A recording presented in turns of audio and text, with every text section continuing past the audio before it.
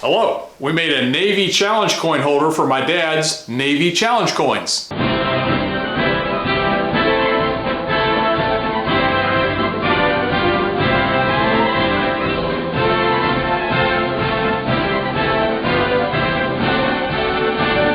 Because what better way to remember your past than with fake currency that you can't spend anywhere and I can't hold in my hands.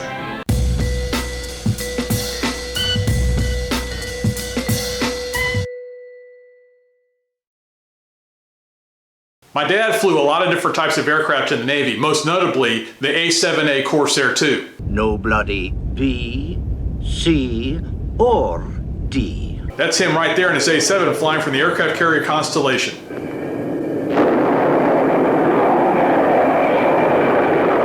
Military people collect challenge coins, but challenge coins weren't a thing when my father served, so I've collected a bunch of challenge coins for him. So we're gonna make a challenge coin holder to hold the challenge coins that didn't exist when he was in the service so he can remember what he did when he was. Okay, for those of you who just want the measurements, here they are. This unit is 14 inches wide. The top shelf is 1.25 inches wide. The middle shelf is 2.5 inches wide. And the bottom shelf is 3.75 inches wide. The darker piece of wood is 3.5 inches wide. That's so we can inset it about 1/4 of an inch when we assemble the sandwich that makes up the bottom.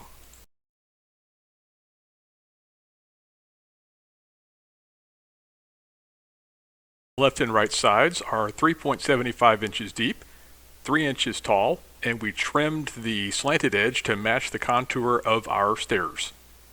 That'll work for me. Here are a couple of the challenge coins. We have a total of 13 as of right now filming this video, and they vary in sizes. They run to be around 40 millimeters wide. Since we have 13, we want to give space for more.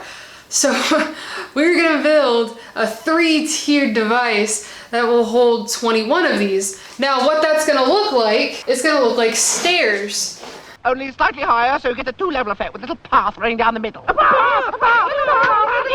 This is going to be the top board, this is the middle one, and this one it's a lot longer. We're going to cut it in half, and it's going to be 2. And the reason why we're doing that is because we're going to take this big piece of wood as well, and it's going to be sandwiched between the 2 thin ones to make it look even cooler.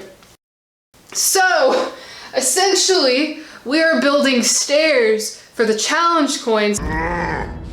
So many stairs! So that way they're a lot easier to be seen and you can like place them in different ways, however it is desired. We've thoroughly discussed and shown you what we're building. It's time to actually cut wood so that we can build the thing that we've been showing you. The wood is cut 14 inches long to the various widths that we discussed in order to make the stairs for the challenge coins. Pretty easy cuts. Boy, oh boy, do I get hungry building. Sherwood could do with a snack, don't you think? Delicious sandwich consisting of a 1/4 inch piece of wood, mystery exotic wood, and another 1/4 inch piece of wood. Obviously I'm not eating this, but this is essentially what we're making. We're making a sandwich. It'll actually be lined up, unlike what I can do in my hands. Now, this exotic wood is purposefully inset because we're gonna put a miniature A7 tail hook, because that is what my grandfather flew, an A7, not the tail hook. You can't fly that. But it's all gonna go there, and before we can cut the spacing for the coins, this needs to be cut. Because we're doing a 1/4 inch cut, we can't just do it on the top one because it'll just cut it into pieces. And that's not what we're after here. So, gonna add some seasoning to this called wood glue, and then it'll be ready to go.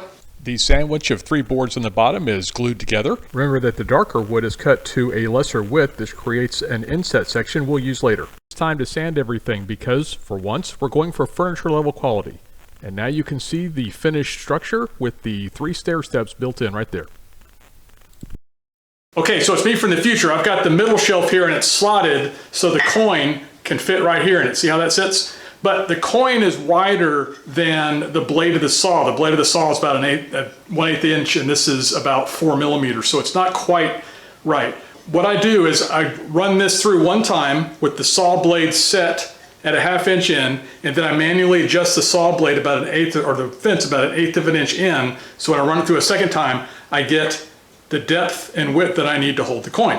So you can be cheap and lazy and use your table saw the same way without having to buy a bunch of expensive tools, because the coins fit just fine with the saw blade. No dado, no router, nice and easy. Cut is a 1/4 inch deep cut across the entire length of the shelf. These cuts are all 1/2 inch in from the edge of the shelf. The fence is adjusted ever so slightly, 1/8 of an inch. Repeat the same cuts as before, giving myself a 2/8 inch wide slot that's 1/4 of an inch deep, all with just a saw blade. Then the 3 shelves are glued together so that we have our stair steps for our challenge coins. Behold, the stairs for coins, but they need a railway. So we're gonna make a delta cut out of this extra piece from here. The left and right sides we discussed earlier are cut, and after sanding, they are carefully glued to the left and right sides of our 3 stairs. Care is taken not to get glue into the notches or anywhere that we're going to regret it later when we try to stain it. The next day. It's unclamped and ready to go. Now look at that, 3 layers of challenge coin rails, and the challenge coins will sit right in like this. Pretty cool, huh? All we got to do now is put the tongue oil on it and then work on the tail hook that's going to go across the front.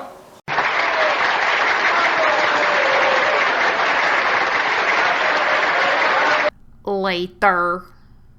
8 coats of water-based polyurethane are sprayed on over the course of the next 2 days. And here it is, all polyurethane and done. Doesn't it look great? Tongue oil does a really good job, but you cover it with a few coats of polyurethane and it looks like a real professional did it. We're going to mount a tail hook on this challenge coin holder because naval aviation is all about tail hooks. And this is what it looks like when my dad uses his A7 tail hook to land aboard the Constellation after a combat mission in Vietnam. We don't have an A7 tail hook, so we decided to 3D print one. 3 hours later.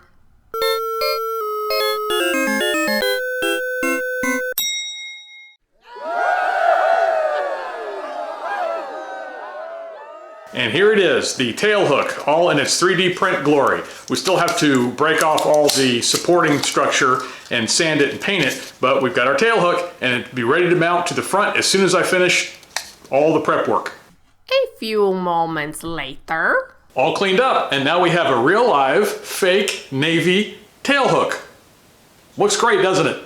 As you can see, the tail hook is now attached. I'm not going to show you how I attached it because I forgot to record, but I will just tell you, there's 2 little nails, you can see it on the silver side, that go into this different piece of wood, the little exotic wood. This is what it looks like from the back.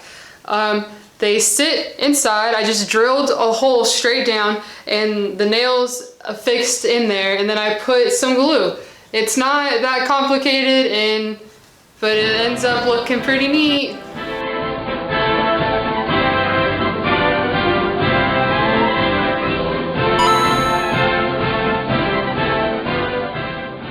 So there it is, a Navy challenge coin holder that holds Navy challenge coins and a Navy themed challenge coin holder. Kind of a recurrent thing there, but it's all done and it looks great and it's customized to my dad. This is honestly a pretty straightforward project. There's a billion of them out on the internet. My only suggestion to you is you can make it out of any wood, but make sure you check the width and the depth of the actual coin storage spot, because that can vary a lot between millimeters. So it's a pretty precise thing. But just do a couple test pieces before you build your own. Otherwise, have fun building. Thanks to our patrons, you help us build stuff like this, even small projects like this. It really matters to us that you support us and we really appreciate it. If you enjoyed this project, consider liking the video. And if you like this, maybe you should subscribe. And if you subscribe, hit the bell icon so you don't miss an upload. That's it. Bye.